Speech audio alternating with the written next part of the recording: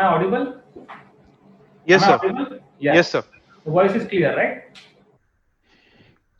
Yes, sir. Yes, sir. I'm really thankful and glad to express myself before you. I am thankful to the chairman of Bar Council Maharashtra Goa, vice chairman, the other all respected members of Bar Council Maharashtra Goa for giving me this opportunity. I think this happens to be my 8th or 10th opportunity to express myself on the forum of Bar Council.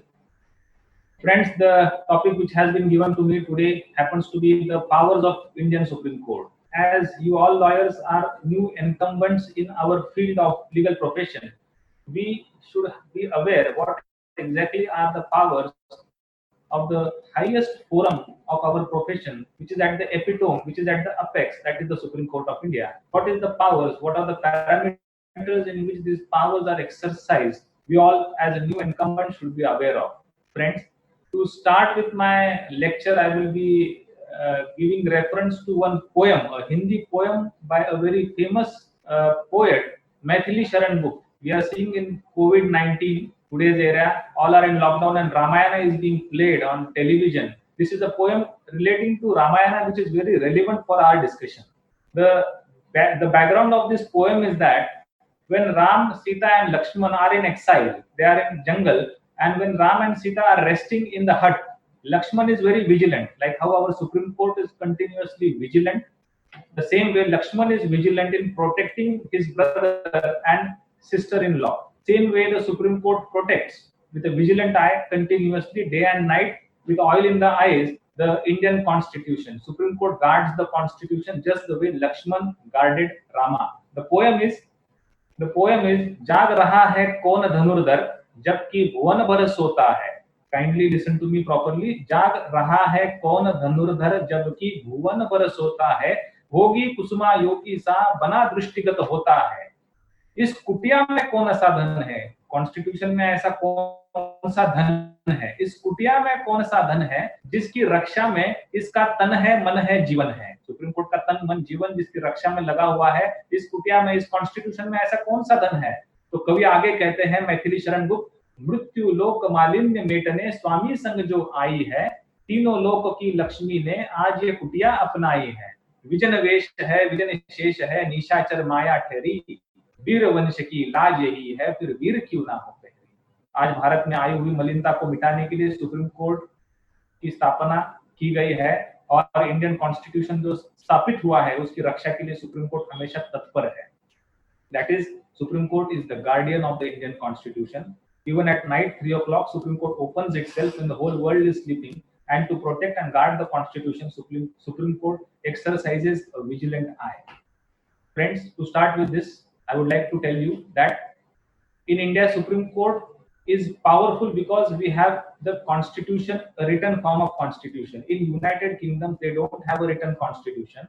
The effect of not having a constitution in UK, it is jokingly said the Parliament of United Kingdoms can do and undo anything except converting a man to a woman and a woman to a man. If a law is passed by the Parliament of United Kingdoms to kill all the blue-eyed babies, it will be a valid law in UK. But that is not the scenario in India, because in India we have the Indian Constitution, and in India we follow the American system. In UK, no written constitution, no doctrine of judicial review. But in America, the system which we follow is there is a written constitution. The indirect effect of having a written constitution is doctrine of judicial review. All the acts of the state are to be within the parameters, tenets of the constitution, and that is to be given vigilance. That is the vigilance of this is the responsibility and duty of the Supreme Court, the judiciary. In the same way, it was said in the American court in the historic landmark case of Marbury versus Madison by Justice Marshall that whenever there is a written constitution, judiciary becomes the guardian of the constitution. India, we have written constitution, Supreme Court is the guardian of the constitution. Friends, constitution are mere words, but the real interpretation which is given to the constitution, the document is made alive by various interpretations and judgments of Supreme Court. In jurisprudence, the jurists they say that law or statute are mere dead letters.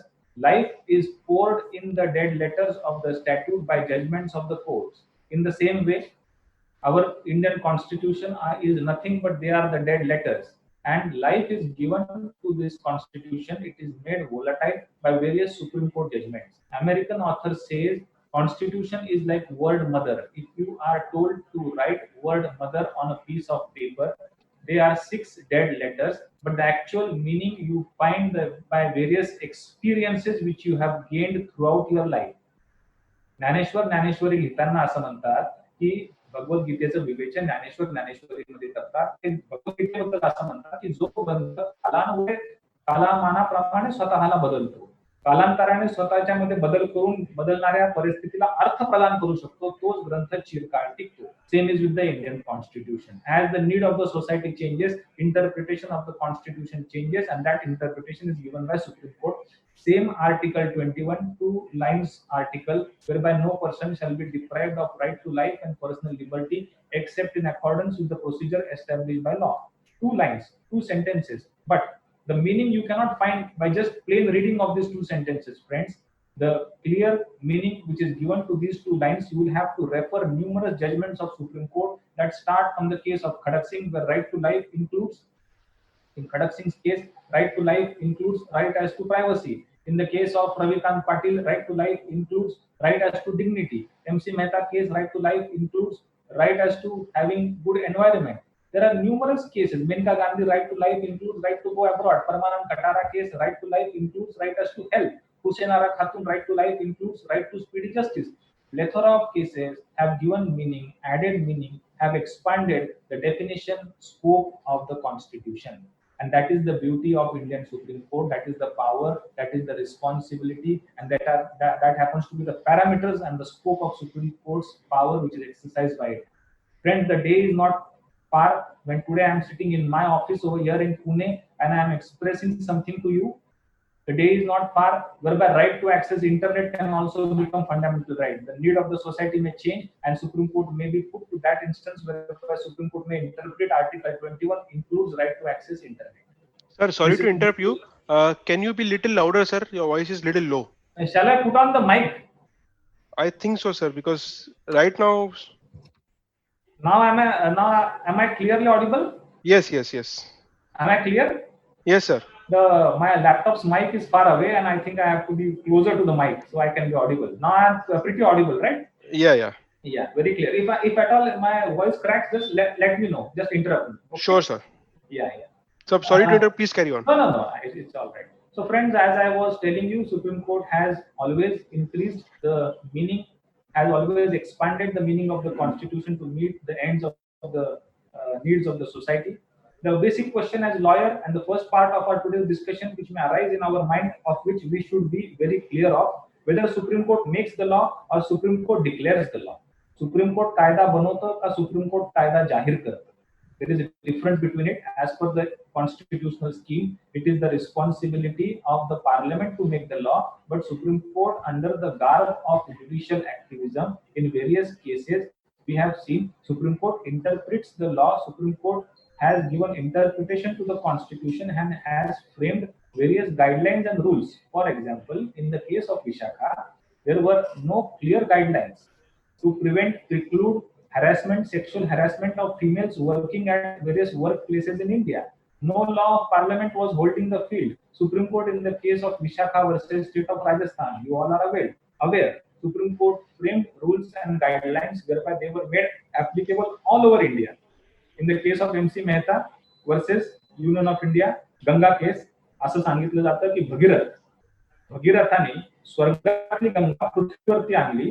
अपवित्रांना पवित्र करण्यासाठी कटिबद्ध असणारी गंगा कालांतराने स्वतःच अशुद्ध होत गेली, प्रदूषित होत गेली लोकांच्या हव्यासापोटी. प्रश्न होता, इतरांना पवित्र करणाऱ्या गंगेला आता शेवटी शुद्ध कोण करेल?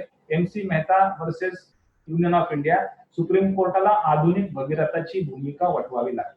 There was no law of the parliament to prevent and preclude water pollution. Supreme Court, by way of rules and guidelines, prevented Ganga from getting polluted. Question may arise, of which we should be clear of, whether Supreme Court makes law. Kindly listen to me properly. Whether Supreme Court makes law or declares the law. There is difference in between these two terms. Supreme Court कायदा बनवतं का कायदा जाहीर करतं?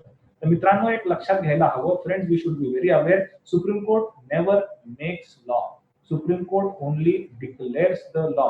What is unsaid, what is hidden, that is unfolded, that is made express, that is made explicit, Supreme Court only declares. Article 141 Constitution says law declared by Supreme Court is binding on all courts in India, not law made. The words are law declared. आपल्याकडे ज्ञानेश्वरी मधलं वाक्य आहे जे मला आज मुद्दाम सांगावं असं वाटतं, वार्षीय विन सागरू जले जैसा निरूपचा. खेड्यापाड्यातले आपले जे वकील बांधव असतील त्यांना माहिती असेल की आपल्याकडे जेव्हा दुष्काळ पडतो तेव्हा नदी, नाले, विहिरी याच्यातलं पाणी ओस पडतं, संपून जातं. पण महासागर, समुद्र, कधी आपण ऐकलंय का की दुष्काळ पडला आणि समुद्रातलं पाणी कमी झालं? तसं मित्रांनो, जेव्हा जेव्हा पार्लमेंटनी केलेल्या कायद्यांचा दुष्काळ पडतो तेव्हा तेव्हा सुप्रीम कोर्ट घटना नावाच्या महासागराच्याकडे वळतं, त्याच्यातलं पाणी जजमेंटच्या द्वारे उपसून काढतं, फिल्टर करतं, किंवा आम्हासारख्यांची न्यायतृष्णा भागवतं. लक्षात घ्या.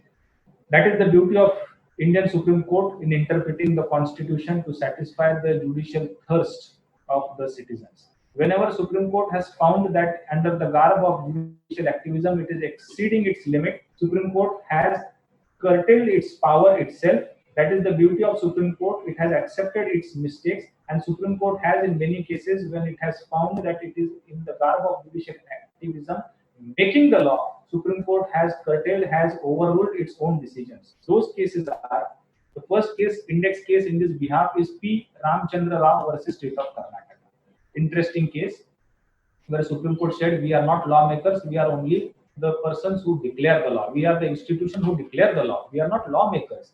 That is the case P. Ramchandra Rao versus State of Karnataka. Interesting case. Justice delayed is justice denied. Father institutes a suit and son gets the benefit. The fruits of the suit was said jokingly about the Indian judiciary. Indian judiciary मध्ये होणारा विलंब याची सर्वत्र टीका केली जात असे. ती टीका सुप्रीम कोर्टाच्या कानापर्यंत गेली आणि सुप्रीम कोर्टाने या पी रामचंद्र रावच्या केसमध्ये असं जजमेंट दिलं. Supreme Court gave the judgment that all the criminal cases which are pending in India, in which, kindly listen to the facts properly, then only you will understand the crux of the problem. Supreme Court said all the criminal cases in India in which charge has been framed but trial has not commenced, 2 years have elapsed. In all those cases, the accused shall be discharged. सगळ्या criminal cases मध्ये charge frame झाले पण trial सुरू नाही झाली, सगळ्यांना discharge किंवा ऍक्विट करून टाकला.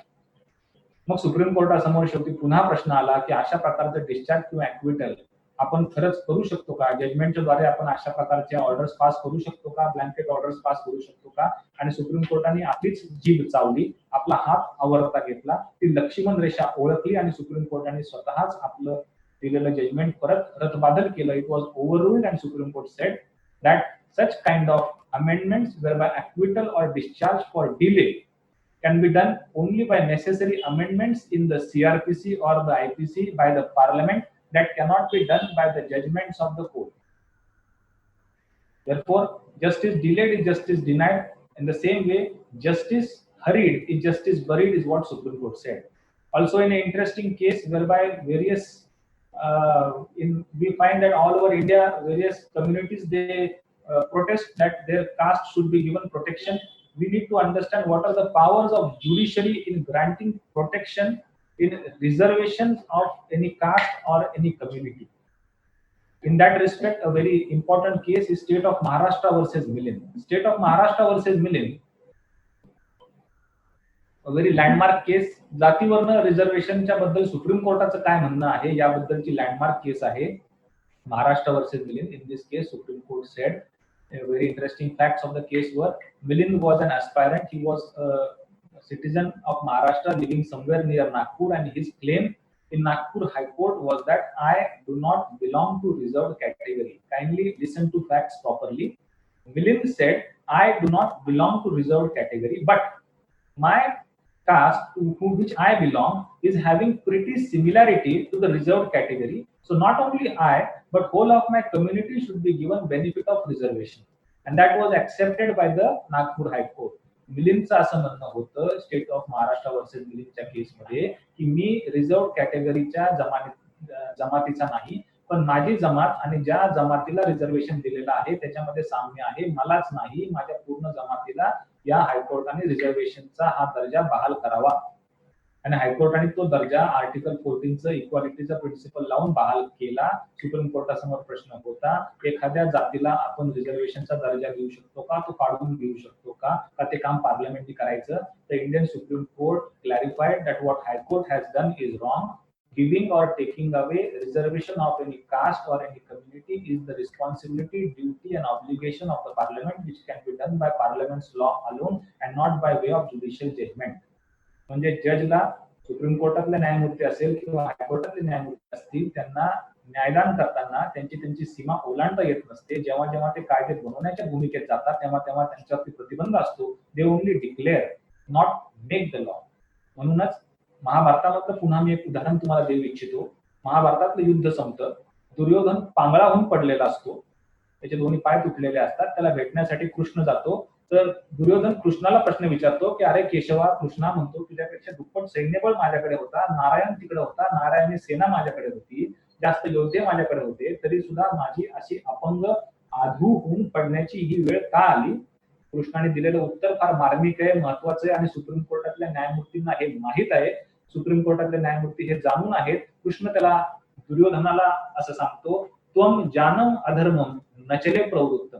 धर्म अधर्म, चांगलं वाईट काय हे तू नक्की जाणतोस, तितकी समज तुझ्यात आहे, तेवढे सल्लागार तुझ्याकडे आहेत, पण तुझ्या मनामध्ये आपली झालेली चूक मान्य करण्याची लवचिकता नाही, तुझ्याकडे नम्रता नाही, तू ॲडॅमंट किंवा ॲरोगंट आहेस आणि झालेली चूक मान्य करत नाहीस, म्हणून तू आज असा अपंग होऊन पडलास. इंडियन सुप्रीम कोर्ट कधीही अपंग होऊन पडत नाही. जेव्हा जेव्हा त्यांना वाटतं, जाणवतं, कळतं, लक्षात येतं आपल्याकडनं चुकलंय, आपलं जजमेंट ते सेट असाइड करतात, ओव्हररूल करतात आणि सुधारित कायदा लोकांसाठी परत अस्तित्वात आणतात. म्हणूनच आज सुद्धा सुप्रीम कोर्टाबद्दल लोकांच्या मनामध्ये आस्था आहे, विश्वास आहे आणि कॉन्फिडन्स आहे. Friends, first part is over. Supreme Court does not make law, Supreme Court declares the law. कायदा जाहीर करतं, कायदा बनवत नाही. Second thing, why is the need of having independent. काय म्हणतो सांगितलं जातं की भारतामध्ये ज्युडिशियरी. मित्रांनो, तुम्हाला आश्चर्य वाटेल, you will be astonished to know that I have completed my education in United Kingdom as it was told earlier. माझं शिक्षण UK मध्ये झालेलं आहे, युनायटेड किंगडम लंडनला झालंय. तर मित्रांनो, लंडनमध्ये लॉर्ड चान्सलर, लंडनमध्ये लॉर्ड चान्सलर या उपाधी असणारा माणूस हा रोज सकाळी उठतो. लॉर्ड चान्सलर सकाळी उठतो, तो जाऊन आधी लॉ मिनिस्टर म्हणजे रविशंकर प्रसाद यांच्या खुर्चीवरती बसतो. नंतर तो जाऊन बसतो ओम बिर्ला म्हणजे लोकसभेचे स्पीकर यांच्या खुर्चीवरती. नंतर तो चीफ जस्टिस ऑफ इंडिया म्हणजे बोबडे साहेबांच्या खुर्चीवरती जाऊन बसतो. लंडनमध्ये लॉर्ड चान्सलर हा एकच माणूस लॉ मिनिस्टर असतो, तिथला चीफ जस्टिस असतो आणि तिथल्या लोकसभेचा पार्लमेंटचा स्पीकर असतो. तिन्ही उपक्रम त्याच्या एकाच्या हातामध्ये एकवटलेले असतात. There is no bifurcation, there is combination of three functions in the hands of Lord Chancellor. He is the Speaker, he is the Chief Justice, and Lord Chancellor happens to be the Law Minister. No independent judiciary in United Kingdoms, but in India we have independent judiciary. And why in a country like India independent judiciary is required? The reason is that in India the people are much more fascinated by political ideology. त्याच्यातली एक index केस की भारतामध्ये independent ज्युडिशरीचा जन्म का झाला, कुठून झाला, कोणतं लँडमार्क जजमेंट आहे, that is re Keshav Singh versus Union of India. Re Keshav Singh versus Union of India. Supreme कोर्टातल्या एक मताने 7 न्यायमूर्तींनी 1964 साली दिलेला हा निकाल, Keshav Singh versus Union of India. Very interesting case. Keshav Singh was a resident of Uttar Pradesh and Uttar Pradesh Legislative Assembly. Kindly listen to my facts properly. माझे तुम्ही हे इंटरेस्टिंग फॅक्ट्स आहेत, जर तुम्ही नीट ऐकलं तर तुमच्या लक्षात येईल सुप्रीम कोर्टाची काय पॉवर आहे आणि कशी वेगवेगळे इंटरेस्टिंग जजमेंट्स कोर्टाने दिले. उत्तर प्रदेशमध्ये राहणारा हा केशव सिंग नावाचा नागरिक, तिथल्या legislative assembly of Uttar Pradesh said that this Keshav Singh has committed contempt of our legislative assembly. He should be put behind bars. He was taken and arrested and he was lodged in the jail. So this Keshav Singh, he filed a habeas corpus petition before the Allahabad bench of Uttar Pradesh along with bail petition. that petition came up for hearing before the 2 High Court judges of Allahabad bench. They granted him bail. Bail was granted. तर ह्या Keshav सिंगनी वकिलामार्फत 2 न्यायमूर्तींच्याकडे bell application केलं. Bell application grant झालं, त्याला मुक्त करण्यात आलं आणि मग त्या लेजिस्लेटिव्ह असेंब्लीचा स्पीकर अजून चौताळला, रागवला. He was more antagonized and the speaker passed a further order that now not only Keshav Singh but Keshav Singh, his lawyer and the 2 High Court judges, all 4 have committed contempt of Legislative Assembly, and therefore now all 4 should be put behind bars. भारतामध्ये झालेली ऐतिहासिक अशी ही केस की जिथं न्यायमूर्तींना अटक करा, आमचा त्यांनी अवमान केलेला आहे असं जेव्हा तिथल्या स्पीकरने फरमान काढलं, प्रश्न होता की अशा प्रकारचं फरमान काढण्याची पॉवर तिथल्या स्पीकरला असते का? Whether the judges are liable, answerable to the legislative assembly, to the parliament, or whether judges are having independent status in India. In this case, it was held that in India we have independent judiciary. Judges for their judicial conduct are not answerable to the parliamentarians. On the contrary, parliamentarians for their conduct are always answerable to the judiciary. आमच्याकडे जिथं पुण्यात मी राहतो तसं राहायला दिल्लीला असतो, पण पुण्यामध्ये जिथं आमचं घर आहे तिथले खासदार लोकसभेचे, त्यांचं नाव सुरेश कलमाडी असं होतं. सुरेश कलमाडी लोकसभेचे खासदार होते. He was the member of parliament of Lok Sabha. Allegations in Commonwealth scam वर that Suresh Kalmadi has committed some scandal, some money laundering, and therefore he was arrested and put in Tihar. And many bail applications of Suresh Kalmadi were rejected by the Delhi High Court.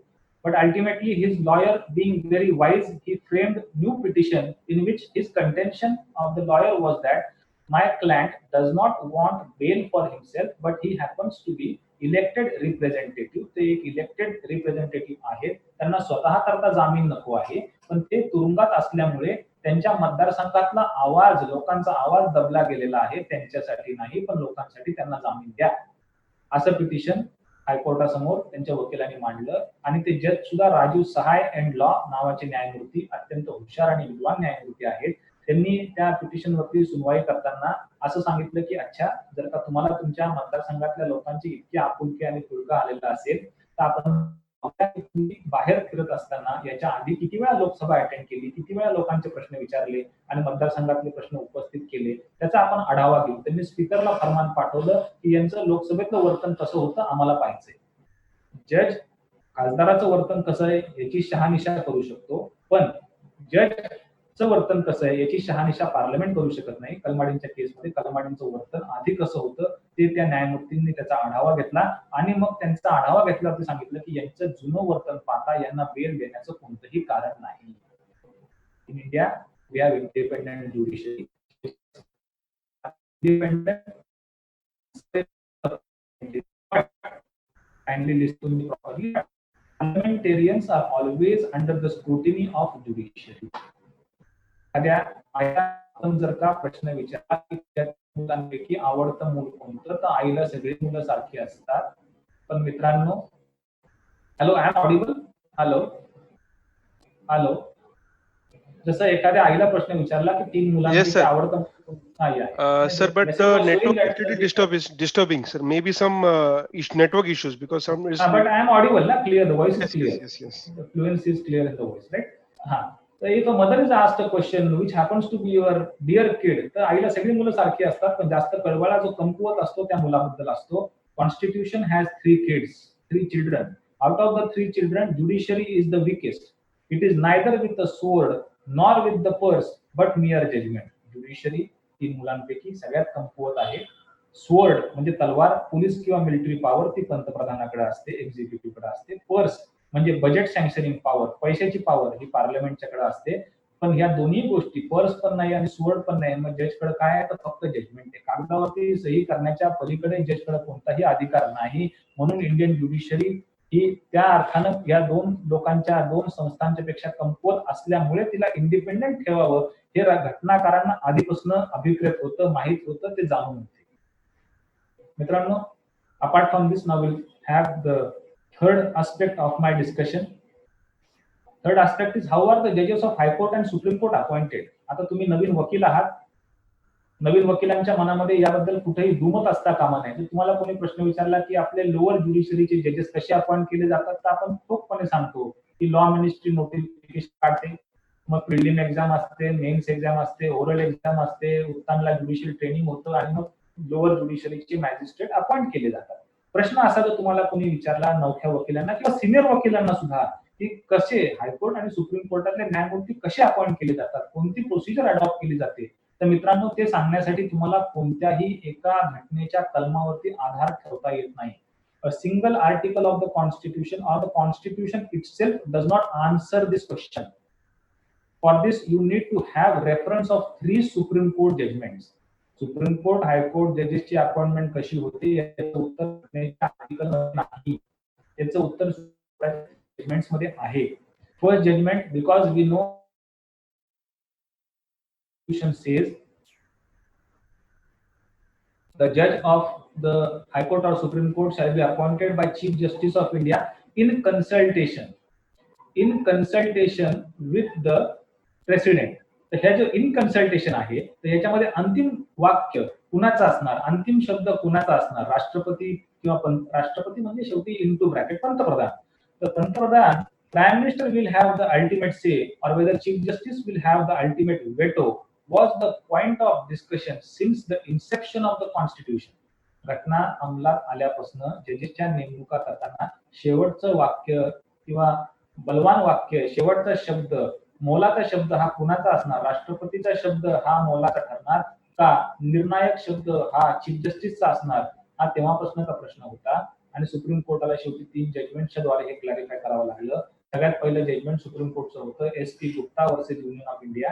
In this Supreme Court said, Chief Justice Bhagwati said, in consultation with the President by the Chief Justice is a formality, and whatever is said by the President into bracket Prime Minister, that should be final.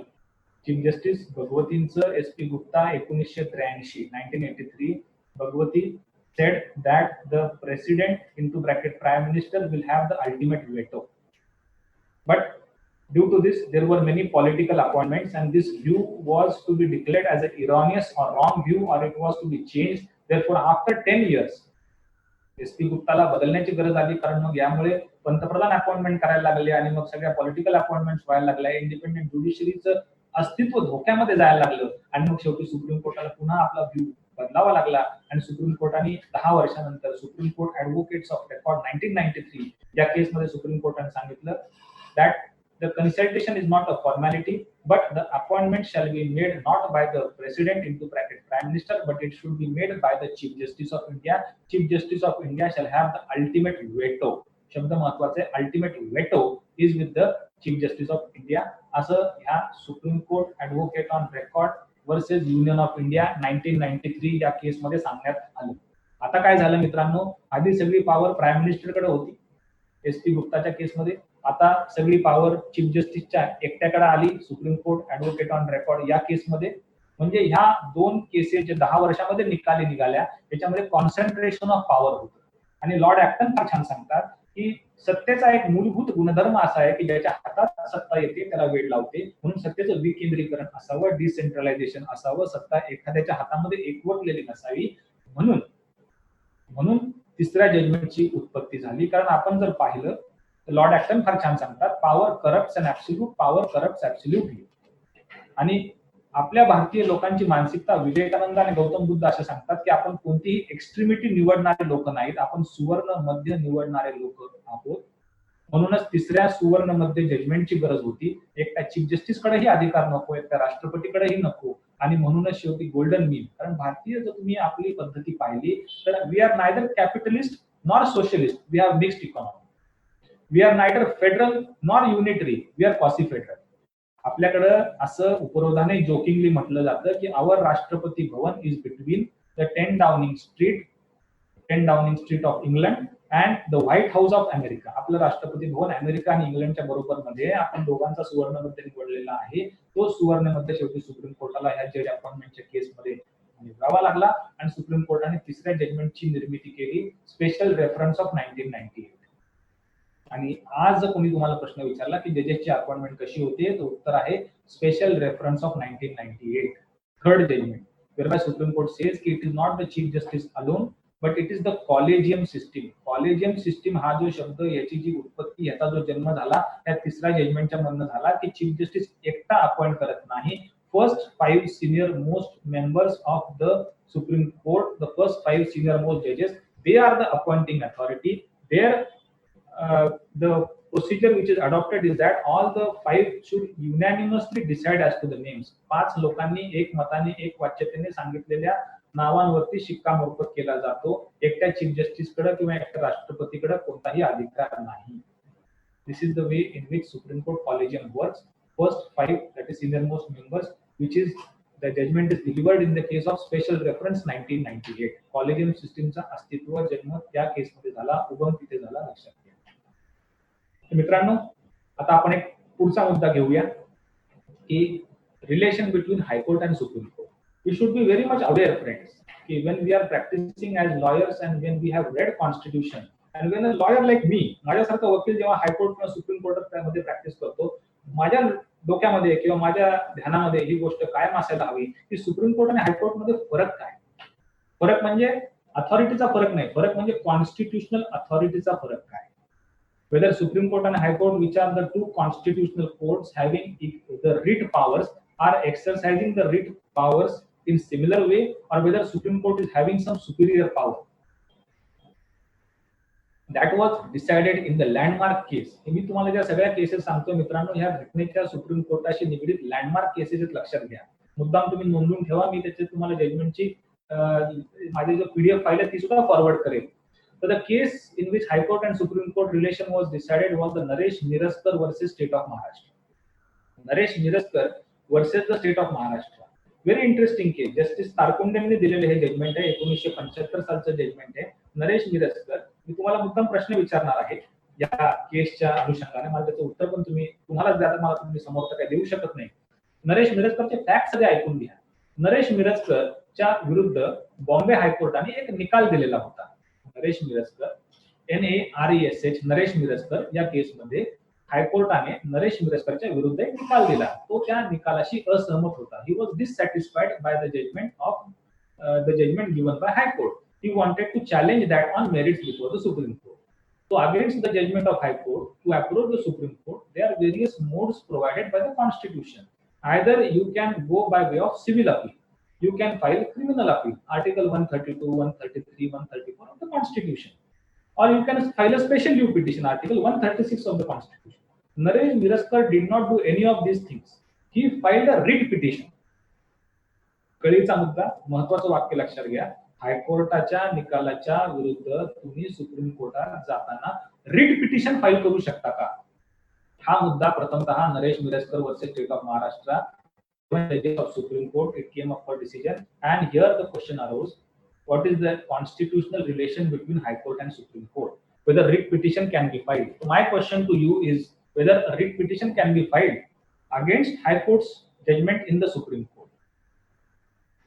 The friends, answer to this is that writ petition can never be filed against judgment of High Court in Supreme Court, because Supreme Court has clarified writ petition is filed only when there is violation of fundamental right.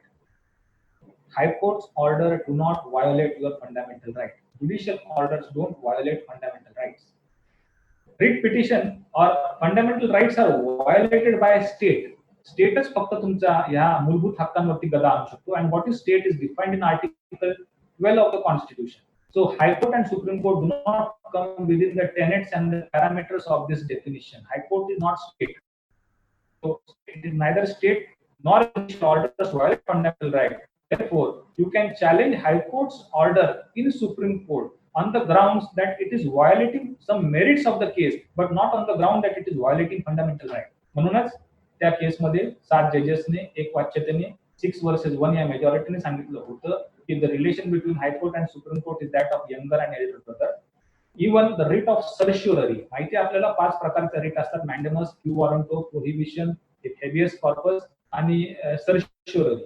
The writ of certiorari, court to court writ, that also cannot be exercised by Supreme Court against High Court.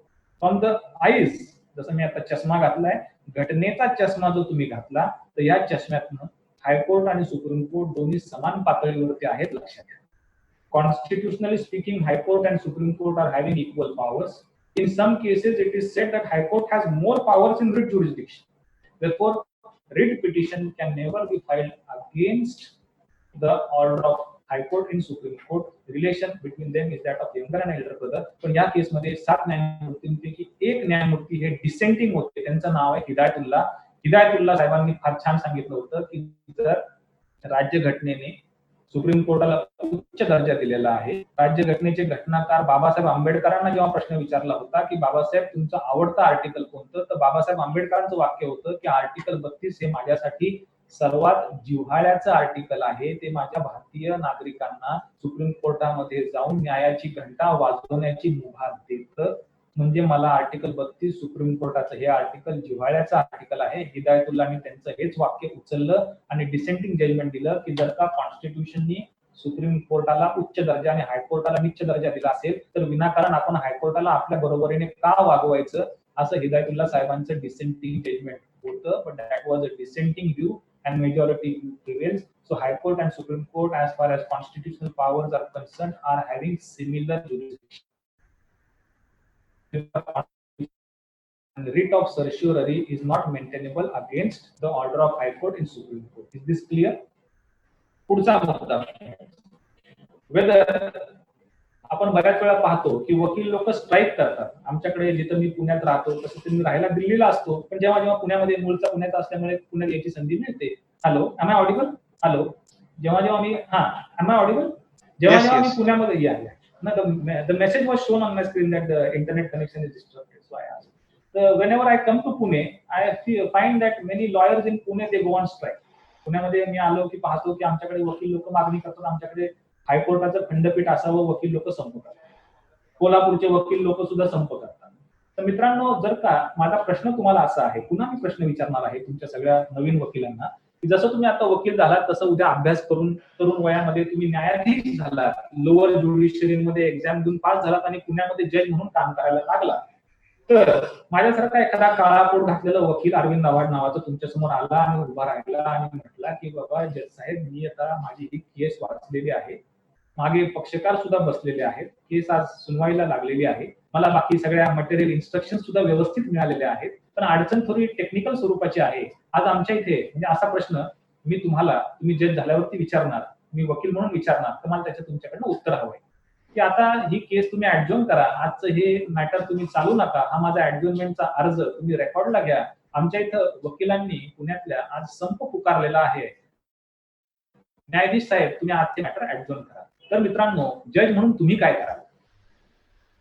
Friends, then you should be very well aware of two judgments, landmark judgments of Indian Supreme Court. As a judge, you should be aware of lower judiciary, two judgments of Indian Supreme Court: Raman Services versus Subhash Kapoor, Raman Services versus Subhash Kapoor, and Common Cause Registered Society versus Union of India. Raman Services आणि Common Cause असे हे दोन judgement तुमच्या लक्षात कायम असायला हवेत. या दोन जजमेंट्स मध्ये सुप्रीम कोर्टाने फार छान सुस्पष्टपणे आणि टंकबद्ध पद्धतीने सांगितलेलं आहे, legal profession is a noble profession. Lawyers are officers of the court. Lawyers are not mouthpiece or organs of the client. They are not agents of the client. They are facilitators of justice. It is the primary duty of the lawyer to help and assist in administration of justice. In Hussain Ara Khatun's case, the judiciary is bound to have speedy disposal of cases. Article 22, every person has a right to have himself defended in the court. We have independent judiciary. म्हणजेच वकील, काळा coat घातलेला वकील जबाबदार नागरिक असतो. या नागरिकाने, या नोबल प्रोफेशन धारण केलेल्या व्यक्तीने न्याय व्यवस्थेबद्दल अशा प्रकारचं इंडिपेंडंट स्टेटस बाधित करता कामा नये. जसं आपण एखाद्या मुलाला किडनॅप किंवा ओलीस ठेवतो तसं तुम्ही न्याय व्यवस्था हायजॅक करू शकत नाही, हे सुप्रीम कोर्टाने या दोन जजमेंटच्या द्वारे सांगितलं. आणि सुप्रीम कोर्टाने पुढे जाऊन असं सांगितलं, lawyers going on strike, they are committing unethical, illegal, unprofessional activity, and they are liable for the disciplinary action by the bar council. आणि पुढे जास्त सांगतात, इफ अ जज adjourns, हे तुमच्यासाठी आहे, ज्यांना जज व्हायचं आहे त्यांच्यासाठी सुप्रीम कोर्टाचं हे वाक्य नोंदवून ठेवा आपल्या मनामध्ये कायमचं.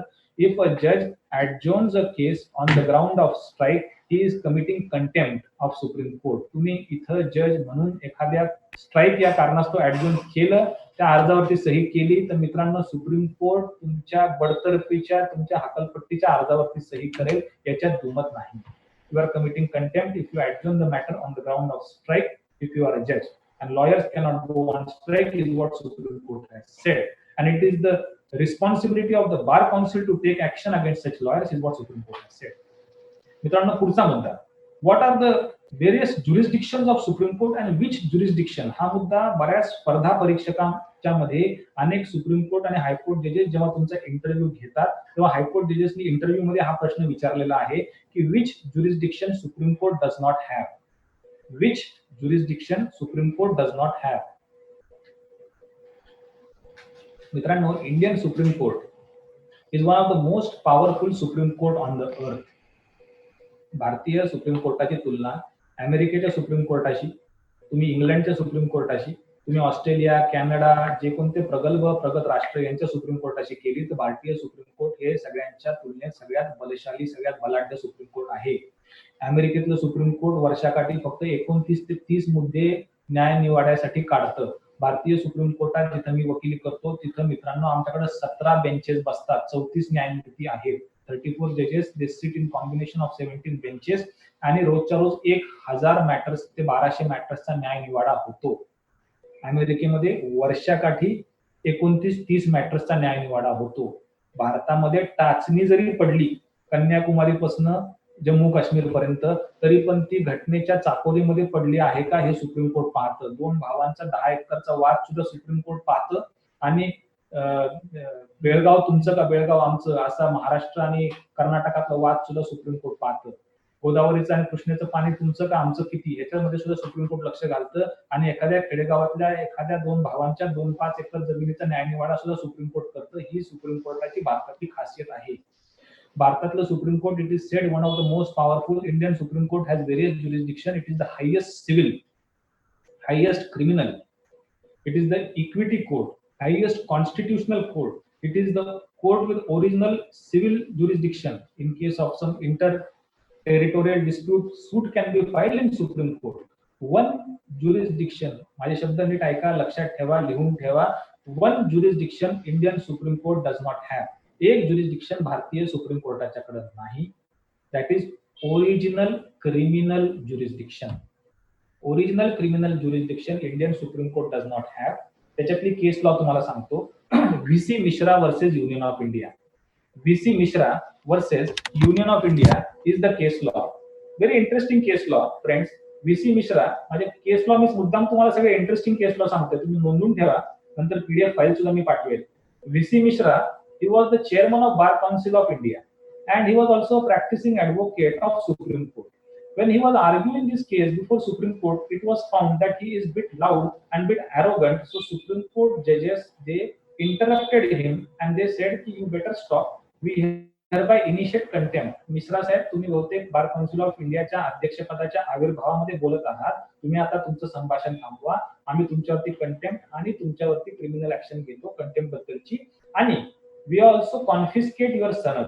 So his sanad, his right to practice, license to practice was also suspended. कोर्टाच्या बाहेर जाताना तुम्ही तुमचा काळा कोट आणि वरचा गाऊन दोन्ही आता काढून जा, तुम्ही आता वकील नाही, असं त्या केसमध्ये व्हीसी मिश्राला सुप्रीम कोर्टाने सुनावलं. आणि त्यानंतर मग वकिलांच्या मध्ये एकच खळबळ उडाली, आमच्यासारख्या सुप्रीम कोर्टातल्या वकिलांमध्ये, बार असोसिएशनच्या मेंबरमध्ये, की अरे बार काउन्सिल ऑफ इंडियाच्या चेअरमनचा कोट गाऊन काढून घेतला तर आपला कोट गाऊन सुद्धा जाऊ शकतो, एखादा वावगात चुकीचा शब्द तोंडात निघाला तर म्हणून सुप्रीम कोर्ट बार असोसिएशननी पुन्हा रिट पिटिशन सुप्रीम कोर्टामध्ये केलं, आणि तेव्हा सुप्रीम कोर्टाने आपली चूक मान्य केली, आणि सुप्रीम कोर्टाने असं सांगितलं की टेकिंग और गिव्हिंग अवे द सनद of a lawyer is a responsibility of the bar council, and that cannot be done by way of judicial judgment. Supreme Court cannot do it. That is having features of criminal trial. आणि criminal trial कशी चालते, criminal ज्युरिस्प्रुडन्स कसं चालतं हे तुम्ही चांगले जाणता. जेव्हा क्रिमिनल ट्रायल भारतामध्ये चालते तेव्हा अॅक्युझिशन असतं, अॅक्युज्ड असतो, त्याच्यावरती वेगवेगळ्या अॅक्युझिशन चार्जेस ठेवले जातात, चार्ज फ्रेम केले जातात, चार्जशीट फाईल केली जाते, एव्हिडन्स, विटनेसेस, डॉक्युमेंट्स याची प्रस्तुती केली जाते, प्रूव्हिंग बियॉन्ड रिझनेबल डाऊट असतं. रिजनेबल अपॉर्च्युनिटी दिली जाते, त्याला बेनिफिट ऑफ डाऊट दिला जातो आणि ही जी साधन सामुग्री आहे क्रिमिनल ट्रायल कंडक्ट करण्याची ही सुप्रीम कोर्टाकडे नाही. therefore supreme court has all jurisdictions. It is the powerful court, but it does not have original criminal jurisdiction. Supreme कोर्टाने त्या केसमध्ये मान्य केलं की व्हीसी मिसरच्या वरती आम्ही फक्त कंटेम्प्ट काढू शकतो, पण त्याची सनद काढून घेणं हे क्रिमिनल ट्रायलच्या स्वरूपाची गोष्ट आहे, ती आम्ही करून घेऊ शकत नाही. and that was rectified by Supreme Court and it was clarified that Supreme Court does not have original criminal jurisdiction. Friends, as it was told in the beginning that my topic is powers of Supreme Court. तर मित्रांनो, supreme कोर्टाकडे भारताच्या विविध powers आहेत. Indian Supreme court जसं मी सांगितलं की वेगवेगळ्या प्रकारच्या पॉवर्स एक्सरसाइज करतं. तर एक article 142 is a very special power which Indian Supreme Court has. Article 142 makes the Indian Supreme Court one of the very powerful courts in India. One of the powerful courts across the globe. आपण पाहतो की criminal law मध्ये कंपाऊंडेबल आणि non कंपाऊंडेबल offences असतात. तुम्हाला shiny Ahuja नावाचा film actor माहिती असेल. शायनी आहुजाच्या वरती त्याच्याच कामगार बाईंनी असा आरोप केला, रेपचा आरोप त्याच्यावरती केला होता, त्याच्यामुळे त्याला तुरुंगात जावं लागलं होतं. तर शायनी आहुजावरती जेव्हा असा आरोप केला, काही महिन्यानंतर त्या बाईने, कामवाल्या बाईने आपले ते चार्जेस पुन्हा मागे घेतले. तर कोर्टाने तिच्यावरती प्रतिबंध घातला की बाई आता तुम्हाला हे चार्जेस मागे घेता येणार नाहीत. हा गुन्हा कॉम्प्रोमाइजिंग स्वरूपाचा नाही, हा गुन्हा कॉम्प्रोमाइज करता येणार नाही. This is a non compoundable offence, this is offence against the state. तर मित्रांनो, in many cases Supreme Court exercises 142 and in various cases Supreme Court by exercising 142 has compounded non-compoundable offense. Rape case मध्ये जर त्या रेपिस्टने victim बरोबर लग्न केलेलं असेल तर त्याला अजून शिक्षा देऊन पुन्हा तिच्यावरती अन्याय करण्यापेक्षा दोघांना सुखाने संसार करून द्या, असं सुप्रीम कोर्टाने कित्येक जजमेंट मध्ये 142 चा वापर करून सांगितलेलं आहे. 142 आर्टिकल सुप्रीम कोर्टाच्या हातामधलं ब्रह्मास्त्र आहे. हिंदू मॅरेज ऍक्ट प्रमाणे लग्नाच्या गाठी ब्रह्मदेव स्वर्गामध्ये बांधतो, पण हिंदू माणसाला एकदा पृथ्वीवरती जर तो आला तर 6 महिने हिंदू मॅरेज ऍक्ट प्रमाणे जो नोटीस पिरियड असतो, तेव्हा या हिंदू माणसाला आपल्या बायकोपासून स्वतः ब्रह्मदेव पण वाचू शकत नाही, सुप्रीम कोर्ट वाचू शकतं. भारतामध्ये ब्रह्मदेवाला जे करता येत नाही ते सुप्रीम कोर्ट करू शकतं in many cases under the pretext of irretrievable breakdown of marriage even within 6 months. In 2 to 3 months also mutual consent divorce were allowed and that notice period of mandatory 6 months was waived by Supreme Court. म्हणजे बहिणाबाई चौधरी ज्या कवयित्री आहेत त्यांचा फार चांगली कविता आहे की हरे संसार संसार, हरे संसार संसार वेड्या गळ्यातला हार नको म्हणू त्याला लोंढण. पण हा संसार रूपी गळ्यातला हार जेव्हा लोंढणं किंवा ओझं वाटतो तेव्हा बहिणाबाईची ही कविता सुप्रीम कोर्ट ऐकतं आणि 142 चा वापर करून मित्रांनो सुप्रीम कोर्टाने कित्येक केसेस मध्ये त्या नवरा बायकोंना महिना 2 महिन्यामध्ये सुद्धा आपल्या या लग्न बंधनातून मुक्त केलेलं आहे. 142 ही खासियत आहे. 142 सुप्रीम कोर्टाला अत्यंत पॉवरफुल कोर्ट बनवतं. 550 लोकसभा, 250 राज्यसभा आणि 1 राष्ट्रपती, 801 लोक मिळून जो कायदा करतात ते सुप्रीम कोर्टाचे जर 5 न्यायमूर्ती एकीकडे बसले, पुन्हा सांगतो 550 लोकसभा, 250 राज्यसभा आणि 1 राष्ट्रपती, 801 लोक एकीकडे आणि सुप्रीम कोर्टातले 145 आर्टिकल मधले 5 न्यायमूर्ती एकीकडे, त्याला आपण कॉन्स्टिट्यूशनल बेंच म्हणतो. तर भारतामध्ये आज वकील म्हणून आपण आणि नागरिक म्हणून याची जाण ठेवायला हवी की भारतामध्ये जे 5 न्यायमूर्ती एकमताने सांगतात ते ब्रह्मवाक्य आहे. 801 लोकांच्या सांगण्याला महत्व नाही. हे 5 न्यायमूर्ती यांचं म्हणणं हे भारतातलं ब्रह्मवाक्य आहे. यांचा परडा जड होतो तुलनेमध्ये. तुम्हाला एक फार इंटरेस्टिंग केस सांगतो की सुप्रीम कोर्टाची पॉवर कशी. मला आता वेळेचं किती बंधने माहित नाही, मला फक्त थोडासा अजून वेळ दिला तर मी अजून फार इंटरेस्टिंगली सांगू शकेल. 1 तास संपत आला असं माझ्या घड्याळात दिसतंय. एक 15-20 मिनिटं मला अजून मिळू शकतील का? Hello. Yes sir, yes sir. एक 15 जेव्हा माझी वेळ संपेल तेव्हा तुम्हीच मला सांगा. काय माझ्या आवडीचा विषय असल्यामुळे मला ते जास्तीत जास्त सांगावंच वाटतं. नाही सर, दुसरा कोण स्पीकर नाही आहे सर, व्हॅलिडिटी फंक्शन आहे. हा, म्हणून मी तुम्हाला इंटरप्ट केलं. पण मला तुम्ही सांगा, तुम्ही आता होऊनच मला रोका, मी काय आता होऊन थांबणार नाही. तुम्ही थांबवाल तेव्हा थांबेल. Okay okay sir. ठीक आहे. तर मी एक इंटरेस्टिंग केस सांगतो. आताच आपण पाहिलं महाराष्ट्रामध्ये जे उद्धव ठाकरे यांचं गव्हर्नमेंट स्थापन झालं होतं, ते स्थापन होण्याच्या आधी भलं मोठं नाट्य चाललेलं होतं.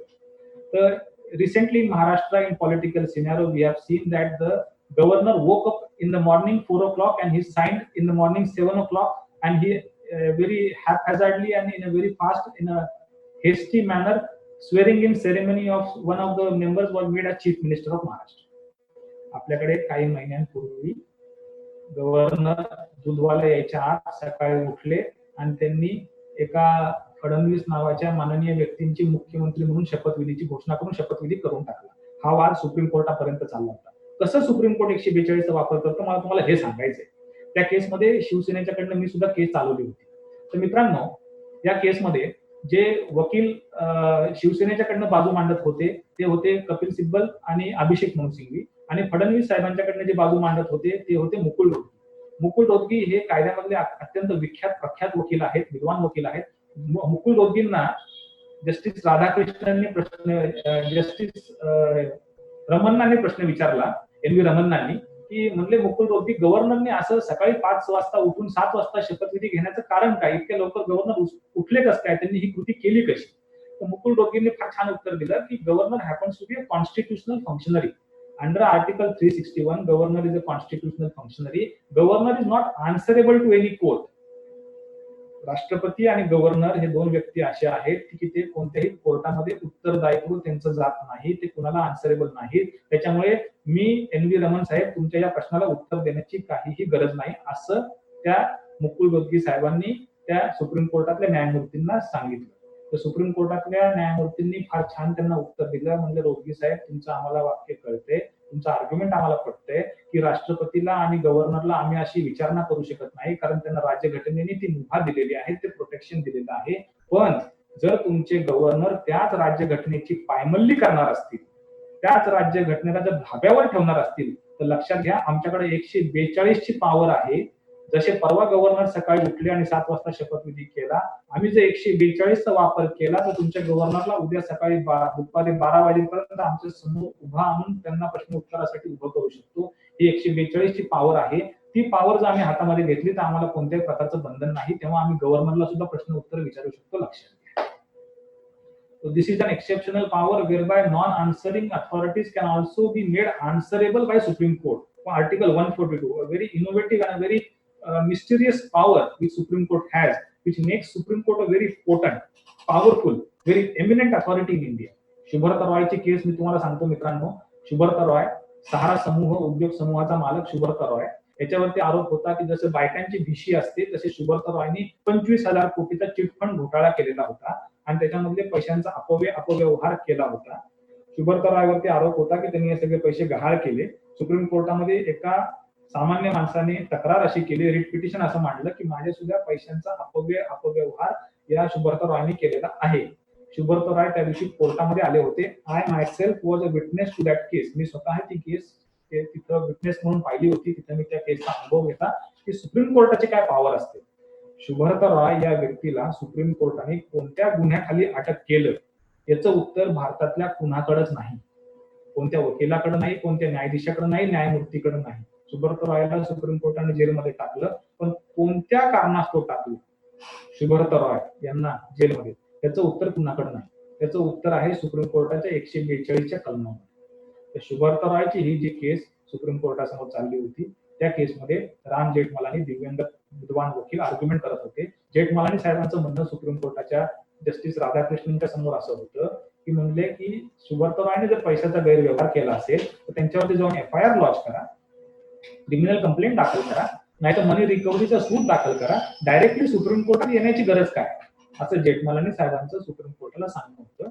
सुप्रीम कोर्ट आम्हाला अशी डायरेक्ट विचारणा करू शकत नाही, आमच्याकडे डायरेक्टली आमच्या या केसची दखल घेऊ शकत नाही, असं जेठमलानी साहेबांनी सुप्रीम कोर्टाला सांगितलं.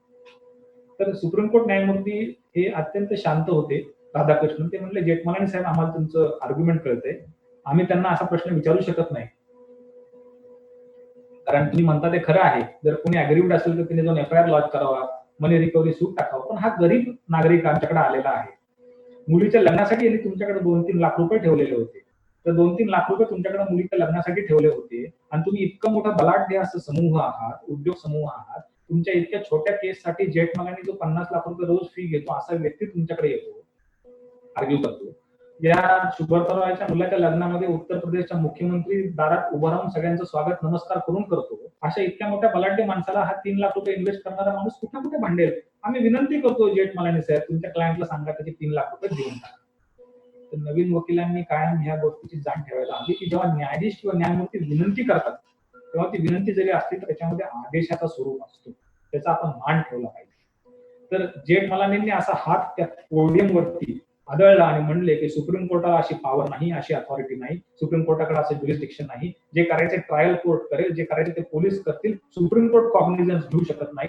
सुप्रीम कोर्टाने असा कॉग्निझन्स घेणं म्हणजे सुप्रीम कोर्ट आम्हाला पोलीस ठेवते, आम्हाला किडनॅप करते आणि सुप्रीम कोर्ट आपलं म्हणणं आपल्या ह्या कृतीमधनं आमच्याकडनं वधून घेते, मान्य करून घेते, आम्हाला किडनॅप करून आपलं म्हणणं वधून घेते, असं त्यांचं म्हणणं होतं. राधाकृष्णन साहेब अत्यंत शांत स्वभावाचे होते, ते अजूनच शांत झाले आणि त्यांनी त्या दिवशी तिथं पेन वाजवला त्या कोर्टामध्ये. आणि तिथे आमच्या कोर्टामध्ये, सुप्रीम कोर्टात प्रत्येक कोर्ट हॉलमध्ये एक टेलिफोन ऑपरेटर महिला किंवा पुरुष बसलेला असतो आणि रेसिडेंट कमिशनर ऑफ पोलीस सुद्धा सुप्रीम कोर्टाच्या आवारामध्ये बसलेला असतो. त्यांनी त्या रेसिडेंट कमिशनर ऑफ पोलीसला फोन लावला आणि त्या कमिशनर ऑफ पोलीसला सांगितलं की काही पॅरामिलिटरी फोर्स पाठवा. मित्रांनो, आश्चर्य वाटेल, 15 मिनिटांमध्ये 45 बंदूकधारी गार्डनी सुप्रीम कोर्टातला संपूर्ण परिसर सील करून टाकला होता. म्हणजे आपल्याही अंगावरती काटा येतो, सुप्रीम कोर्टाची काय पॉवर असते. आणि तेव्हा मुख्य माणूस कवायत करत सुप्रीम कोर्टाच्या समोर न्यायमूर्तींसमोर आला आणि विचारलं की आता आमच्यासाठी कोणते आदेश आहेत. तर ते राधाकृष्णन साहेब म्हणले की जेठमलानी साहेबांचा असा भ्रम आहे की सुप्रीम कोर्टाकडे यांना अटक करण्याची कोणतीही पॉवर नाही. आम्ही आता 142चा वापर करतो आणि आता या 142चा वापर करून मागे बसलेल्या शुभर्तो रॉयला इथनं उचलायचं आणि तिहारला नेऊन टाकायचं. गरिबांचे पैसे जोपर्यंत हा देत नाही तोपर्यंत यांची सुटका नाही. जुन्या काळात रामायण महाभारतामध्ये ब्रह्मास्त्र असायचं, 142 सुप्रीम कोर्टाकडचं ब्रह्मास्त्र. अन्याय होतोय, अन्याय दिसतोय, अन्याय घडतोय. पार्लमेंटच्या पुस्तकामध्ये त्याचं उत्तर नाही, Indian Pinal code, CPC, CrPC याच्यामध्ये उत्तर नाही. पण अन्याय घडतोय, अन्याय होतोय. सुप्रीम कोर्ट, पार्लमेंटचे हे सगळे पुस्तकं बाजूला सारतं, राज्यघटनेचं पुस्तक समोर ठेवतं, त्याच्यातलं 142 कलम समोर ठेवतं. मग सुप्रीम कोर्टाला सगळे राजमार्ग उपलब्ध होतात. सुप्रीम कोर्टाला मग कोणताही न्याय देण्यासाठी कोणती बाधा नसते. That is called as the principle of ex debito justitiae. Substantive justice करताना हे प्रोसिजरल लॉ सुप्रीम कोर्टाला बाधा उत्पन्न करू शकत नाही. Supreme court is the highest equity court in India. Junior वकील, नवीन झालेल्या वकिलांनी लक्षात घ्या, supreme court is the highest equity court in India. कोणत्याही पुस्तकात प्रश्न सापडत नसेल, 142 मध्ये सुप्रीम कोर्टाला सगळ्या प्रश्नांची उत्तरं सापडली जातात. अजून एक 5-10 मिनिटं वेळ असेल मला? Hello. Yes, sir. I will be taking not more than 10 to 15 minutes. Okay. Okay, sir. Then we have question and answer session also. Yeah. I will be not taking more than 10-15 minutes. Okay. Okay, sir. A very interesting case, whether doctrine of res judicata is applicable to Supreme Court. Doctrine of res judicata. जुन्या काळामध्ये जेव्हा न्यायाधीश आपले judgement द्यायचे इंग्रज काळामध्ये, तेव्हा English न्यायाधीश भारतामध्ये न्यायदान करताना जजमेंट झाल्यानंतर, सही केल्यानंतर पेनाची निब तोडून टाकायची. का? तर doctrine of res judicata section 11 CPC, आम्ही आता एकदा आमचा निकाल दिला तर मग आता हा निकाल आम्ही परत फिरू शकत नाही. एकदा त्याच न्यायाधीशांनी त्याच लोकांच्या मध्ये same party, same subject matter, same court, once decision is given they are now functus in officio.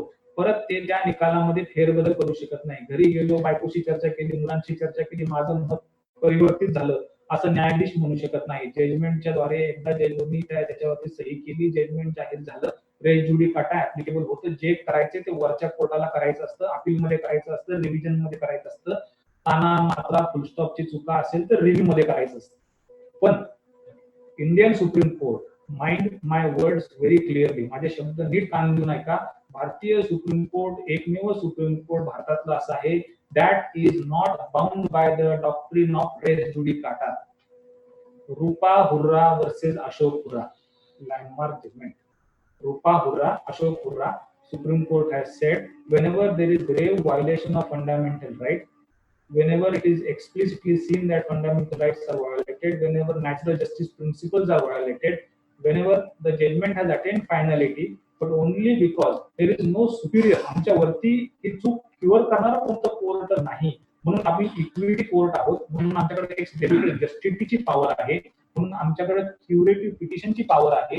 म्हणूनच अन्याय होतोय, अन्याय घडतोय, अन्याय दिसतोय, तर मित्रांनो रेस जुडिकाटा सुद्धा आम्हाला बंधनकारक नाही. इतकंच लक्षात घ्या, सुप्रीम कोर्टातल्या न्यायमूर्तींच्या पेनाची नीब सही केलं तरी तुटत नाही, पुन्हा ते आपलं जजमेंट करू शकतात. रेस जुडिकाटा त्यांना बंधनकारक नाही. तेच 2 भाऊ, ती 10 एकर जमीन, तोच दिलेला निकाल परत उचकायचा का? परत उचकटून काढायचा का? दिलेला निकाल फिरवायचा का? सुप्रीम कोर्टासमोर रेजजुडिकाटाचं अस्तित्व आहे का? सुप्रीम कोर्टाने फार छान सांगितलंय. रूपा हुर्रा वर्सेस अशोक हुर्राच्या केसमध्ये पुराव्यांच्या अलीकडे आणि पुराव्यांच्या पलीकडे, कायद्याच्या अलीकडे आणि कायद्याच्या पलीकडे आणि प्रिन्सिपल्स ऑफ नॅचरल जस्टिसच्या अलीकडे आणि त्याच्या पलीकडे न्यायमूर्ती जाऊ शकत नाही, न्यायालय पाहू शकत नाही. निर्णय सुप्रीम कोर्टाचा असला तरी अस्तित्व गाजवू शकत नाही. Ex debito justitiae, justice only shall prevail and injustice should be eradicated. हे इरॅडिकेट करताना असं procedural doctrine, res judicata, civil procedure code मधलं एखादं डॉक्ट्रिन, एखादं सेक्शन रेस जुडिकाटा, त्याला आम्ही खड्यासारखं बाजूला काढतो आणि न्यायदानाचं काम करतो. हे सुप्रीम कोर्टाने रूपा हुर्रा अशोक हुर्राच्या केसमध्ये सांगितले. Res judicata principle not applicable to Supreme Court. I will be ending my lecture, friends, though I am having plethora of judgments with me, but I will be giving 2-3 very innovative cases and by then I will end my lecture. एक 2-3 फार interesting cases सांगतो की P V. Narasimha Rao versus Union of India. Narasimha Rao, माझ्याकडे सांगण्यासारख्या बऱ्याच cases आहेत, 400-500 cases माझ्याकडे कधीही असतात, पण त्या वेळेच्या अभावी आणि मला दिलेला वेळ ऑलरेडी कमी आहे. शेवटची इंटरेस्टिंग केस तुम्हाला सांगतो की माझ्यासारखा सुप्रीम कोर्टामध्ये वकिली करणाऱ्या माणसाच्या मनामध्ये सुद्धा प्रश्न येतो की अरे सुप्रीम कोर्ट अशा प्रकारचं जजमेंट कसं काय देतो. P V. Narasimha Rao versus CBI.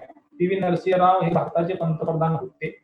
त्यांना सुद्धा कृष्ण जन्मस्थानी म्हणजे तुरुंगात जावं लागलेलं होतं. तिहारची यात्रा करावी लागलेली होती. पी.व्ही. नरसिंह रावांच्या वरती आरोप असा होता की प्राईम मिनिस्टर असताना त्यांनी काही खासदारांच्या संदर्भात पैशांची देवाणघेवाण केलेली आहे. नरसिंह रावांची केस अशी आहे, पी.व्ही. नरसिंह पंतप्रधान होते. ते पंतप्रधान असताना त्यांना काही खासदारांची कमी होती. 13 खासदार कमी होते. 13 खासदार कमी होते, 13 खासदार विकत घ्यायचे होते आणि हा सगळा प्रकार सीबीआयने उघडकीस आणला होता. त्याबद्दल त्यांना अटक पण झाली होती. काही खासदारांना पण अटक झालेली होती. तर पी.व्ही. नरसिंह रावांना 13 खासदारांची कमी होती. त्यामुळे नरसिंहरावांच्या पक्षातले काही आमदार, काही खासदार त्यांनी पैसे जमा केले, काही बिझनेसमॅनला हाताशी घेतलं आणि 13 खासदारांना विकत घेण्याचा मानस समोर ठेवला.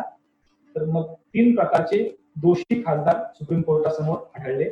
पैसे देणारे खासदार, पैसे घेणारे आणि मतदान न करणारे खासदार आणि पैसे घेणारे आणि मतदान करणारे खासदार. 3 प्रकारचे खासदार. सुप्रीम कोर्टाने फार आश्चर्यात्मक जजमेंट दिलेलं आहे. तेव्हा चीफ जस्टिस ए.एस. आनंद होते. 3 वर्सेस 2 या मेजॉरिटीने हे जजमेंट देण्यात आलेलं होतं. ज्या खासदारांनी पैसे दिले ते दोषी होते, त्यांना अटक करा आणि तुरुंगात टाका. ज्या खासदारांनी पैसे घेतले पण मतदान नाही केलं त्यांना पण अटक करा, तुरुंगात टाका. पण ज्या खासदारांनी पैसे घेतले, खाल्लेल्या मिठाला जागले, त्यांना ऍक्टिव्हिट किंवा डिस्चार्ज करण्यात आलं.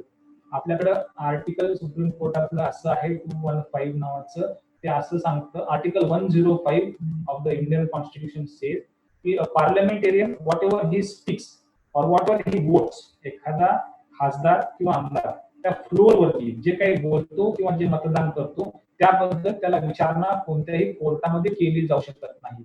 त्यामुळे ज्या खासदारांनी पैसे घेतले, खाल्लेल्या मिठाला जागले आणि मतदान केलं, ते मतदान पैसे घेऊन केलं न घेता केलं, त्याच्याबद्दल त्यांना 105 आर्टिकलचं प्रोटेक्शन लाभलं आणि म्हणून त्यांना ऍक्टिव्हेट करण्यात आलं. अशी ही आश्चर्यात्मक सुप्रीम कोर्टातली पी.व्ही. नरसिंहराव वर्सेस सीबीआय नावाची केस आहे. त्याच्यामुळेच Robert Jackson 1953 chief justice of American Supreme Court, Robert Jackson नावाचे ॲलन वर्सेस ब्राउन या केसमध्ये अमेरिकेचे असणारे चीफ जस्टिस फार छान सांगतात की we are not supreme because we are infallible, but we are infallible because we are supreme.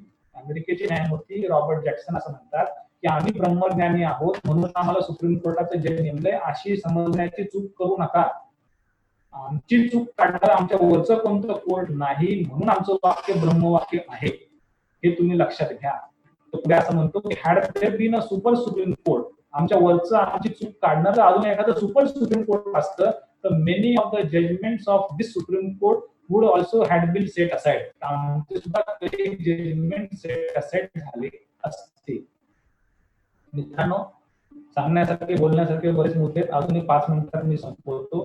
ज्ञानेश्वरीचं मी तुम्हाला एक शेवटचं वाक्य सांगतो आणि आजच्या आपल्या ह्या डिस्कशनचा सारांश करतो. काय होतं, एखादं चांगलं कीर्तन असेल, प्रवचन असेल, लेक्चर असेल तर लेक्चरची जबाबदारी असते की त्या लेक्चरचा सारांश एका वाक्यात करता आला पाहिजे.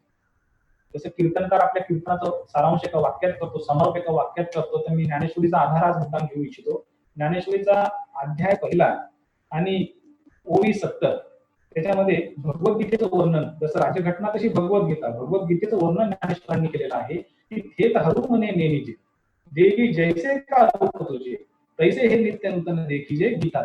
काय होतं, क्षीरसागरामध्ये भगवान शंकर चिंतनमग्न अवस्थेमध्ये बसलेले असतात. पार्वती माता, भवानी माता त्यांच्या बाजूला बसलेले असतात. तर पत्नीच्या सानिध्यात पतीच्या मनात कुणाचा विचार येतोय, कुणाचं चिंतन चाललंय, त्यांच्या मनामध्ये असूया उत्पन्न होते. भगवंताला ते प्रश्न विचारतात. तर भगवंताने दिलेलं हे जे उत्तर आहे ते हरू म्हणे या गीतार्थाची थोडी सोये शंभू विवरी जेथ भवानी प्रश्न करी चमत्कार थेत हरू म्हणे नेहमी जे देवी जैसे का रूप तुझे तैसे हे नित्य नूतन देखीजे गीतात. ते सांगतात की देवी मी इतर कुणाचं चिंतन किंवा विचार करत नाही, मी शेवटी तुझा विचार करतोय, भगवद्गीतेचा विचार करतोय की भगवद्गीतेचं स्वरूप तुझ्यासारखं आहे की जसं दरवेळी तुझ्याकडे पाहताना तुझ्या नवनवीन अवतारांची कल्पना येते, तसंच भगवद्गीतेचं चिंतन करताना त्याच्यामध्ये समाजाची गरज भागवण्यासाठी नवनवीन अर्थ दडलेले आहेत याचा प्रत्यय येतो. Same is with the Indian constitution. whenever it is felt that the society is in crisis, जेव्हा जेव्हा समाज अधिपतनामध्ये गेलेला असतो, समाजाला एखाद्या अवतारी जजमेंटची गरज असते, तेव्हा ज्यांना आपण सुप्रीम कोर्ट किंवा हायकोर्टाचे मायलॉर्ड असं म्हणतो, न्यायमूर्ती असं म्हणतो, त्यांना आपण मायलॉर्ड यासाठी म्हणतो की तेही असेच शंकरासारखे आदल्या रात्री चिंतनमग्न होऊन जातात आणि मग दुसऱ्या दिवशी जजमेंटच्या द्वारे घटनेचं पुस्तक उघडल्यावरती विशाखासारखं, MC मेहतासारखं अवतारी जजमेंट बाहेर पडतं. त्याच राज्यघटनेचे वेगवेगळे अर्थ, वेगवेगळे विवेचन हे न्यायमूर्ती करतात, म्हणून आपण त्यांना मायलॉर्ड्स म्हणतो. हे आपल्या राज्यघटनेची खासियत आहे आणि राज्यघटनेचे इंटरप्रिट करणाऱ्या न्यायाधीशांची, न्यायमूर्तींची ही खासियत हे लक्षात घ्या. इंडियन कॉन्स्टिट्यूशनला सुप्रीम कोर्टाने व्होलाटाईल एव्हर चेंजिंग डॉक्युमेंट बनवलं हे लक्षात घ्या. कॉन्स्टिट्यूशन फक्त असेल तर त्या कॉन्स्टिट्यूशनला कोणताही अर्थ नाही.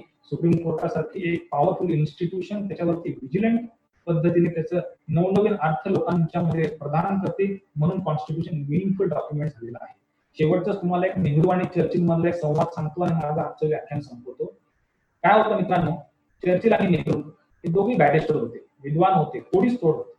नेहरू हे लार्जेस्ट डेमोक्रेसी भारत आणि चर्चिल ओल्डेस्ट डेमोक्रेसी. जेव्हा आपल्याकडे ज्ञानेश्वरी लिहायचे तेव्हा इंग्लंड मधले 12व्या शतकात प्रगल्भ लोक मतदान करत होते. पण चर्चिल हे अत्यंत कल्पक होते, हुशार होते. दोघं चर्चिल आणि नेहरू या दोघांमध्ये संवाद असा झाला की नेहरूने चर्चिलला प्रश्न विचारला, काय म्हणले मिस्टर चर्चिल, तुमचा इतका जुना देश आहे, तुम्ही कायम आमच्या समोर बढाई मारता की the sun never sets on the British Empire, तुमच्या साम्राज्यावरती सूर्याचा अस्त होत नाही. असं चर्चिल तुम्ही सगळ्या जगामध्ये टिमकी मारता, टिमकी उडवता, स्वतःची बढाई करता, पण तुमच्याकडे साधी लिखित स्वरूपाची राज्यघटना नाही. आणि आमच्या भारताकडे बघा, काल परवा आम्हाला स्वातंत्र्य मिळालेलं आहे आणि आम्ही आमच्या लोकांसाठी अत्यंत टंकबद्ध पद्धतीने सुशोभित अशी राज्यघटना जन्माला दिलेली आहे. त्याच्यामध्ये फंडामेंटल राईट्स आहे, इंडिपेंडेंट ज्युडिशरी आहे. तुमच्याकडे लिखित स्वरूपाची राज्यघटना नाही, तुमच्याकडे इंडिपेंडेंट ज्युडिशरी नाही. असा टोला नेहरूनी चर्चिलला मारला. चर्चिलला मारला मित्रांनो, चर्चिल फार कल्पक होते. एकदा असं सांगतात चर्चिल बद्दल, ही वॉज अ व्हेरी विटी पर्सन, हजरजबाबी होते. त्यांचं असं सांगतात की एकदा पार्लमेंटमध्ये एक महिला खासदार बोलत असताना त्यांचा डोळा लागतो, त्यांचा डोळा बंद होतो. ती खासदार म्हणते, जर का हा चर्चिल बघा म्हणजे मी आर्ग्युमेंट करते, इतकं महत्वाचं काहीतरी सांगते आणि चर्चिल झोपा काढतोय, आपल्या देशाचा पंतप्रधान झोपा काढतोय, तर चर्चिल हळूच आपला डोळा उघडतो आणि सांगतो की बाई मी झोपलेलो नाही, पण असं रद्दाळ भाषण ऐकण्यापेक्षा मला झोप का नाही आली असं मला वाटलं. त्या खासदार राबवतात, त्या म्हणतात की असा जर का माझा नवरा असता चर्चिल सारखा तर मी त्याला विषाचा प्याला दिला असता, त्याला विष पाजलं असतं. चर्चिल म्हणतो तुमच्यासारखी बायको जर असती तर तो विषाचा प्याला मी आनंदाने पिलो असतो. तर मित्रांनो, चर्चिल सारख्या माणसाला नेहरूने असा टोला मारला की तुमच्याकडे लिखित स्वरूपाची राज्यघटना नाही. चर्चिलने दिलेलं उत्तर फार मार्मिक आहे आणि तुम्ही आणि आम्ही आणि नवीन वकिलांनी लक्षात ठेवण्यासारखं आहे. चर्चिल असं म्हणतो नेहरूंना की in a mature country like United kingdoms, in a mature country like United Kingdoms, we the citizens of United Kingdom follow the law out of affection, not out of compulsion. Law and affinity for the law is in the blood and the veins of the citizens of United Kingdom. कायदा आणि कायद्याबद्दलची आपुलकी ही आमच्या रक्तात नसानसात वाहते. एखाद्या घटने नावाच्या पुस्तकामध्ये कायदा समाविष्ट झालाय म्हणून बळजबरी त्याचं पालन करा, अशा पोत्या मानसिकतेचे, छोट्या मानसिकतेचे आमच्या इथले नागरिक नाही. म्हणून बाबासाहेब आंबेडकर पण छान सांगतात की a good constitution in the hands of bad people is useless and a bad constitution in hands of good people is a very useful document. Friends, there are numerous judgments. I am very thankful that I got an opportunity to explain and express myself. Opportunity is given by Bar Council of Maharashtra and Goa. I thank the Honorable Chairman, Honorable Vice Chairman, all the Honorable members who are sitting. I can see Honorable members Satish Deshmukh sir, Vasundhara Bhosle sir, and many members are visible to me. I thank all of them. I thank the organizers also. I am very glad कारण या लेक्चरची सुरुवात सुद्धा एका आव्हाड नावाच्या माझ्या गुरूंच्याकडनं सुरुवात झाली आणि ह्या आजच्या लेक्चरचा समारोप सुद्धा आव्हाड नावाच्या अरविंद आव्हाडाच्याकडनं झाला. त्याच्यामुळे ह्या लेक्चरचं सार्थक झालं आणि तुम्ही या बार काउन्सिलने आम्हाला संधी दिल्याबद्दल आम्ही आपले सर्वांचे आभारी आहोत. धन्यवाद.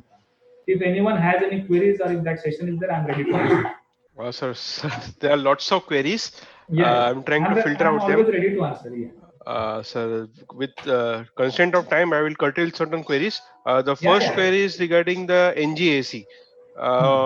Why right. People are asking why NJAC was declared unconstitutional? Right. We were also very much astonished because NJAC, that is National Judicial Accountability Commission, that was a very innovative bill that was passed by the Parliament in which 6 members were there. 3 were judges of Supreme Court, 1 was the law minister, and 2 were the members who were to be nominated by the opposition party prime minister from various walks of life. So NJAC was a mechanism which was constituted by the Parliament for appointment of High Court and Supreme Court judges. But that case came up before the Constitutional Bench. It was argued, even very learned lawyers like Fali Nariman, they argued this case. But it was found there were various flaws, and I think that time Chief Justice Keher was there of Supreme Court, and this was declared to be unconstitutional.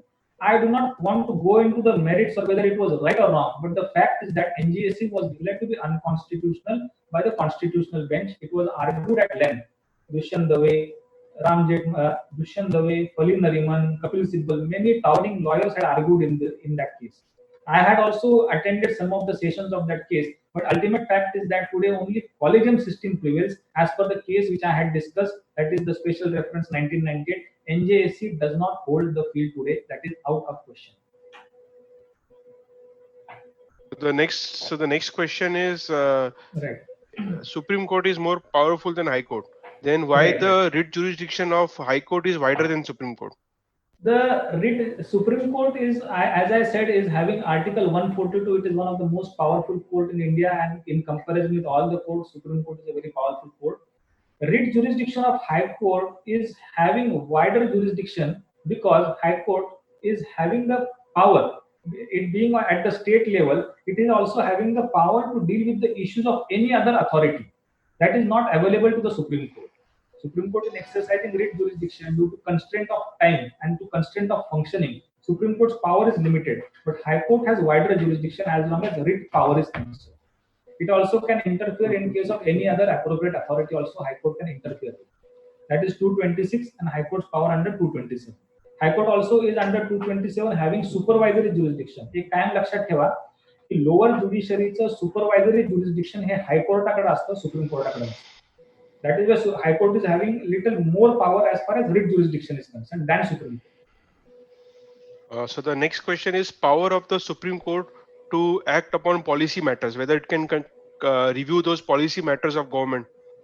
Yeah, of course. Supreme Court is having, whenever we need to understand, whenever Supreme Court 2 judges, that is bench of 2, they sit together, they can decide upon constitutionality of any policy matter which is formulated by the state or central government. Any policy formulated by state or central government, whether it is constitutional or unconstitutional, that can be visualized, that can be scrutinized, that can be speculated by Supreme Court. एकच माझं वाक्य लक्षात ठेवा, भारतामध्ये कन्याकुमारी पासून जम्मू काश्मीर पर्यंत टाचणी जरी पडली ना तरी ती घटनेच्या अखत्यारीमध्ये पडली का घटना बाह्य पद्धतीने पडली हे स्क्रुटिनाइज करण्याची पॉवर भारतीय सुप्रीम कोर्टाला कायम आहे. Sir, now the question is regarding collegium. If a collegium suggests a name, does the president has the power to reject the same? No. It was held because now what we see in the newspaper, there is a continuous fight between the law minister and the collegium system. Many names are forwarded by the collegium, and law minister withholds the name for 6 months, 8 months, which we have already witnessed, which we can read in the newspaper also, right? That is what we are asking. But ultimate veto of appointment is with the collegium system. Chief Justice and 4 senior most judges, 5 judges, they are the appointing authority. As far as Supreme Court judges is concerned and High Court judges are concerned, this collegium system is the ultimate appointing authority. The names can be withheld. ते फक्त नावं धरून ठेवू शकतात, त्याच्यावरती अंमलबजावणी करणार नाही. स्क्रुटिनी या कारण असतो. त्या नावांबद्दलची जी स्क्रुटिनी असते, त्या नावांबद्दलची जी काही एन्क्वायरी करायची असते, त्याबद्दल ते फक्त आपला त्यांच्याकडचे असणारे जी पॉवर आहे ते एक्सरसाइज करू शकतात. पण appointment is always made by collegium. Power which the law minister has is as to scrutiny, as to the character scrutiny of the candidate. So next question is not really a question, it is just asking your view, sir. That recently the Supreme Court has said that a single judge will take up certain category of matters. So is it a good move? Will reduce the pendency and so on? That is what.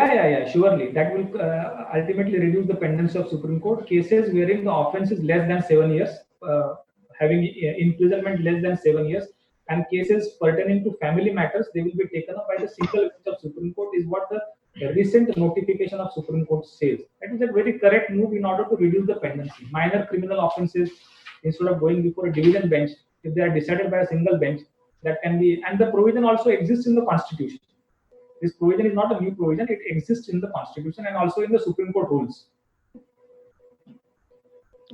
Sir, and this is a question where I think many of the participants are inspired by you. So the questions are flowing that how to become an AOR. A very good question which is asked. Advocate on record is the person who can file wakalatnama in Supreme Court. Supreme Court, anyone can appear, can argue, but filing of wakalatnama is to be done by advocate on record. And advocate on record is a very tough examination. You can appear in this exam after completing 5 years of Supreme Court practice and 1 year of internship. 5 years of practice and 1 year of internship. After you complete, then you can appear for this examination. In this examination, 4 papers are there, 4 written papers are there. Those papers are corrected by senior advocates or Supreme Court judges. And apart from that, you need to have your office within 16 kilometers periphery of Supreme Court. You need to appoint a registered clerk always. Then only you are qualified to this exam. You can appear to this exam only 5 times. After 5 times appearance, if you fail, then you are permanently disqualified. My roll number in this exam, I am given the roll number, that is 2011.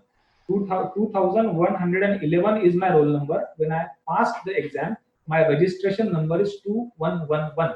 2111. Since Supreme Court started 1950, I am only the 2000th person to pass this exam and to get qualified as advocate on record. Very less people are qualified, or very less people are passed in this exam.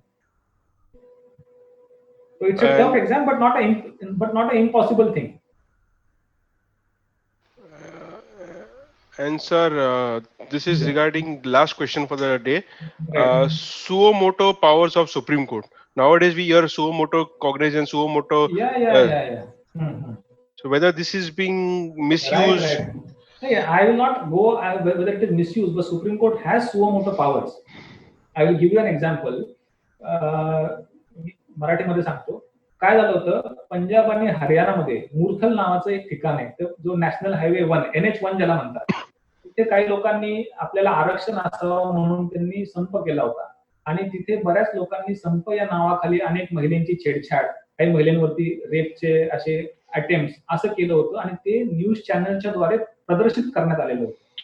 So attempt to rape was done by the protesters and that was telecasted by news channel. So Justice A.K. Sikri, it took that as a suo moto cognizance. That news clip was taken as a petition and suo moto cognizance was taken by Supreme Court. So you do not, आमच्याकडे मी एक फार, आता मला खरं तर वेळेची कमी आहे, मी एक फार छान उदाहरण देत असतो की जसं वारकरी पांडुरंगाला भेटण्यासाठी पंढरपूरला जातात. वारकरी पांडुरंगाला भेटण्यासाठी पंढरपूरला जातात, पण तो पंढरपूरचा पांडुरंग जो कटेवर हात आणि विटेवरती उभा आहे, तो कुंडलिकाला त्याच्या घरी भेटण्यासाठी जातो आणि विटेवरती उभा राहतो. आपल्यासारखे लोक पिटिशन करून सुप्रीम कोर्टात जातात, पण सुप्रीम कोर्टातले न्यायमूर्ती या व्हिडिओच्या द्वारे, टीव्हीच्या क्लिपच्या द्वारे न्यायदान करण्यासाठी त्याच्या घरी जाऊन त्याला न्यायदान देतात, सो मोठं कॉग्निझन्स घेतात. हे लक्षात. Thank you very much sir. Now I request Advocate Anushka Shrestha, Madam, Coordinator, to express vote of thanks. Yeah, thanks.